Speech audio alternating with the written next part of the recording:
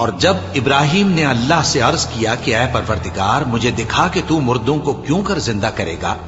اللہ نے فرمایا کیا تم نے اس بات کا یقین نہیں کیا؟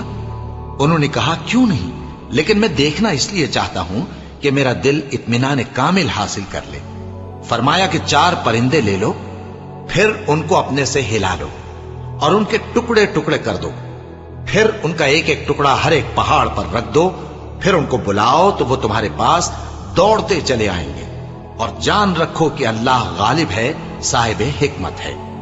جو لوگ اپنا مال اللہ کی راہ میں خرچ کرتے ہیں ان کے مال کی مثال اس دانے کی سی ہے جس سے 7 بالیں اگیں اور ہر ایک بال میں 100 دانے ہوں، اور اللہ جس کے اجر کو چاہتا ہے اور زیادہ کرتا ہے، اور اللہ کشائش والا ہے، سب کچھ جاننے والا ہے۔ جو لوگ اپنا مال اللہ کے راستے میں صرف کرتے ہیں پھر اس کے بعد نہ اس خرچ کا کسی پر احسان رکھتے ہیں اور نہ کسی کو تکلیف دیتے ہیں، ان کا صلہ ان کے پروردگار کے پاس تیار ہے، اور قیامت کے روز نہ ان کو کچھ خوف ہوگا اور نہ وہ غمگین ہوں گے۔ جس خیرات کے دینے کے بعد لینے والے کو ایذا دی جائے اس سے تو نرم بات کہہ دینی اور درگزر کرنا بہتر ہے، اور اللہ بے نیاز ہے، بردبار ہے۔